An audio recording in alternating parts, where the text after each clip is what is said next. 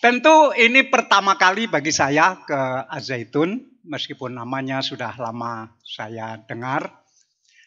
Saya belum melihat pertaniannya, saya belum melihat peternakannya, tetapi sebagai Menteri BUMN waktu itu, saya sangat menyesal ketika saya membuat keputusan saya akan membangkitkan perusahaan BUMN di bidang pangan. Namanya Dewi Sri. Saya masih beranggapan mungkin perusahaan itu bisa dibangkitkan, bisa dihidupkan. Ternyata menghabiskan waktu. Habis waktu saya untuk membina agar BUMN di bidang pangan itu bisa segera bangkit. Ternyata sulit sekali. Dan saya menyesal sekali kenapa dulu tidak saya bubarkan saja.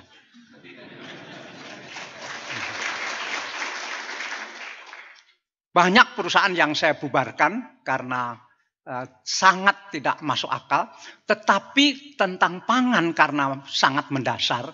Kalau saya bubarkan ini nanti sensitif atau tidak. Tetapi betul itu yang saya paling sesali selama jadi menteri. Tidak langsung membubarkan perusahaan pangan dan bangun yang baru. Mungkin akan lebih mudah. Begitu. Dan saya belum tahu bagaimana Al-Zaitun akan memulai di bidang itu. Karena problem utama kita untuk kecukupan pangan sudah diselesaikan di zaman Pak Harto.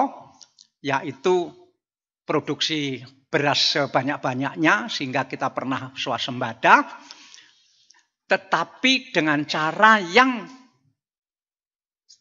sekarang kita anggap kurang baik. Tetapi waktu itu harus begitu. Karena kalau tidak begitu, tidak cukup pangan ini. Yaitu penggunaan pupuk kimia, pupuk urea.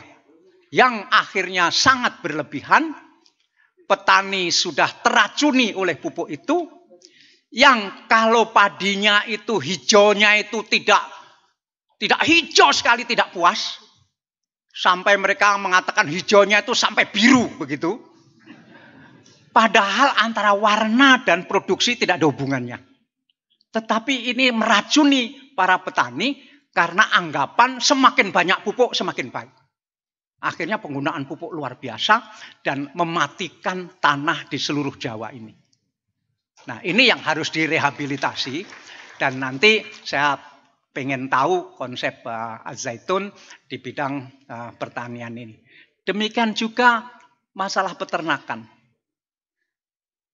Kita sulit sekali swasembada daging karena biaya memelihara sapi dari dia hamil, dari ibunya bunting, itu biayanya tertentu, sampai anak sapi itu berumur 6 bulan, itu biayanya sudah mencapai 3 juta.